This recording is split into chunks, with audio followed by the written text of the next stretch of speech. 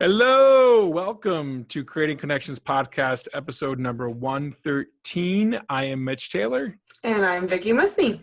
And today we're back on the focus of our book, Creating Connections, 31 Days to Building Stronger and Deeper Relationships. And this one is all about Chapter 4, Focus on Others. You're not going to talk? I wasn't going to. You said it all. You were focusing on me? I was. I was just going to let you do your thing. More after the break. That was nice and easy. What are you talking about? This also speaks to a much bigger issue. Providing personal solutions through understanding people. This is the Creating Connections Podcast with Gitomer Certified Advisor Mitch Taylor and Certified Personality Trainer Vicki Musney. Welcome back to Creating Connections Podcast, episode 113. I'm Mitch. And I'm Vicki. And this is the episode we get to talk about focusing on others, which is specifically it's a chapter 4 from our book, Creating Connections, 31 Days to Building Stronger and Deeper Relationships. Now, we just spoke about this at Midwest DJs Live. Yes. And focusing on others, Vicki, would you say that's personality related, or what do you feel it's rooted in? Yeah, I think there's definitely a personality element to this because some people are naturally really good at it. Okay. And other personalities have to work a lot harder. And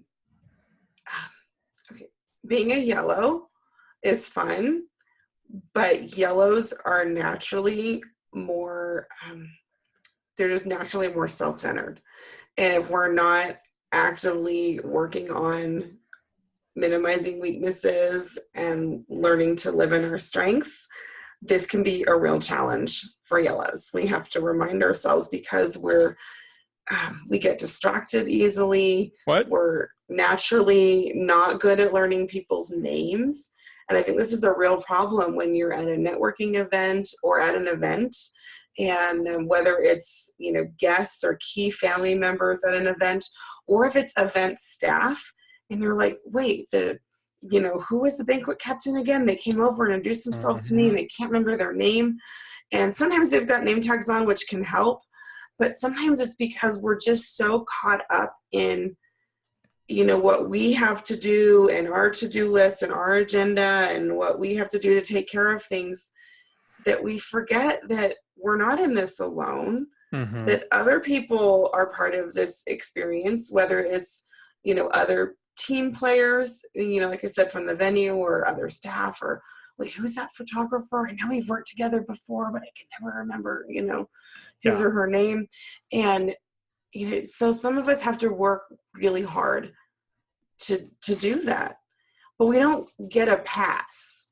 Understanding that this is not easy for me doesn't mean I don't have to try. It means I'm recognizing that I may have to try twice as hard as some other people. What I find is a real good way to help with that is from the red perspective, right? Is a formula, if you will. And that is, when someone comes up and introduces themselves to me, I try, and I'm not always do this, but I try to always remember to do this, which is I say their name to myself 3 times in my head. Josh, Josh, Josh. Okay, that's Josh. And that helps for me. I know Scott Favor tries to, put some sort of, pneumatic device with it and have some sort of correlation there. He's amazing. He is. Yeah. He's absolutely amazing at this. But did you happen to see the article that I shared a little while ago? I don't know when it was exactly, but it had hints for networking. See, this is one of those tangents that she just goes off and we just lose control. But it's about you. Oh, okay. It's about focusing on others. I'm all ears. What was it about me? No, they had a really specific hint that I thought was really cool. Go ahead. It said when you meet somebody, imagine them standing next to someone famous that has that same name. Oh. And so you got the name association with Got it. like a visual. Kind of what Scott does, something similar. Yeah. So, but rather than kind of looking for, I think sometimes Scott's there rhymes with, or like a feature and things like that. He has different ones that he does. Mm-hmm. And, but this one just said, whenever you meet someone, try to make an association with someone famous that has that name, and then picture them standing together so that you have that. And just maybe people that are more visual, that works. But yeah, whatever it is, you know, if you're not naturally good at names, or if you're just in an environment where you're meeting a lot of people. Yeah. Even people that are good with names, like Scott, have to work at it when you're meeting, you know, a whole bunch of people at a networking breakfast, or when he speaks at a conference or what have you. So have a system.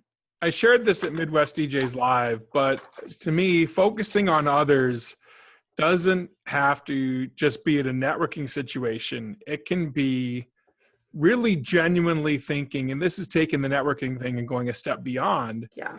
How can I help that person? Mm-hmm. And I shared the story at Midwest about a gentleman that I came to know, and I'm very proud of the fact of how far he's gone in this industry since me meeting him and having that chance conversation, and then seeing where he took it, the people that I introduced him to, and where he took that ball and ran with it. It's an amazing story. And I don't want to give it away because we talked about it at Midwest, but well, there are people that didn't go. Yeah. So you could share. So Jeremy Breck is a good friend of mine. He's also probably the premier lighting designer in the Midwest, one of the top in the United States, I would say. Amazing creative man. And when I met him back at Mobile Beat several years ago now, he came up to me at a Wed Guild open house and basically said, you know, looking at this CD that was the very first product I ever offered. It was a sales success from A to Z MP3 series. It was $15. We're charging $15 for this CD. And he came out to me. He's like, and I said, it's $15 if you want the disc. Because I didn't know him from Adam. I didn't know him any, right? Like $15 on the disc. And we just, I was so rude looking back on it, how rude I was to him. But it sparked a conversation, and it sparked a mentorship, and being able to help him and see the amazing growth that he's taken in his business, in the Sioux Falls market, who he has brought in to train in that market. It's been awesome.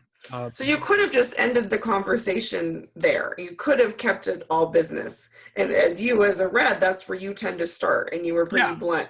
But then I think you kind of probably caught yourself and then did the right thing and start that conversation and really focus on finding out who he was and how you could help him. So, and the pivotal point with focusing on others out of that conversation was, I didn't want to sell him something that maybe he didn't need. Maybe his sales were awesome. Maybe he needs help in production.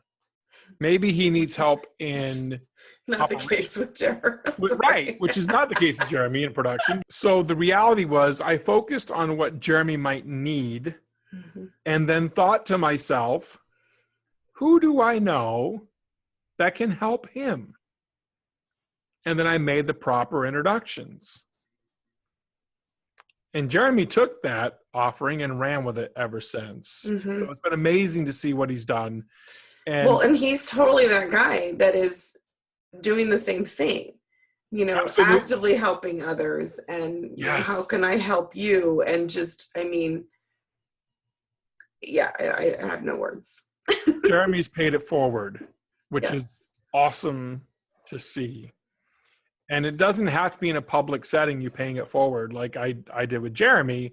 It could be private. I mean, there's other people that have done that to me in the private setting too. But the quote I want to make sure we give you from the chapter is my quote, which is, be the conduit for others achieving their dreams. Yeah. And I love that. I still believe in that quote today. I think it's a great quote. Be the conduit for others achieving their dreams. But to do that, you have to be focused on them First. and figuring out, well, what are their dreams? Absolutely. And how can you help them get one step closer? Who do you know that can help them? Yeah. And that's the key. And maybe for those who are just joining us, if you don't know the history of the book, Mitch and I have been podcasting about 8 months when we decided to write a book based on some of the themes. And we did it in very much a red personality style, 31 short chapters with an action step. Yep. And so we split them up. So chapter 4 that we happen to be talking about this month was one that he wrote, and we just kind of alternate, not exactly every other, but we each wrote half of them. And yes, there are 31, so we each wrote 15 and a half chapters. So I think I made Vicky write 16. I think that's what it was. But anyway. No, well, I wrote more of it, but your name's on it for some reason. Yeah. Thanks. This is Creating Connections Podcast, episode number 113. I am Mitch Taylor. And I'm Vicky Musney. Don't forget, focus on others. And speaking of that, how can we help you? Mm-hmm. Please put in the comments, what would you like to see out of this podcast? What would you like for a guest? Who would you like for a guest? Or what would you like to see covered? We'd love to hear from you. So put your comments in the comment box below, or send us an email, mitch@creatingconnections.biz. Thank you so much for watching Creating Connections Podcast, providing personal solutions through understanding people better. We'll see you next time. Thanks for joining us. Thank you for listening to the Creating Connections Podcast with Gittimer Certified Advisor Mitch Taylor and Certified Personality Trainer Vicky Musney. For more information on providing personal solutions through understanding people better, visit creatingconnections.biz.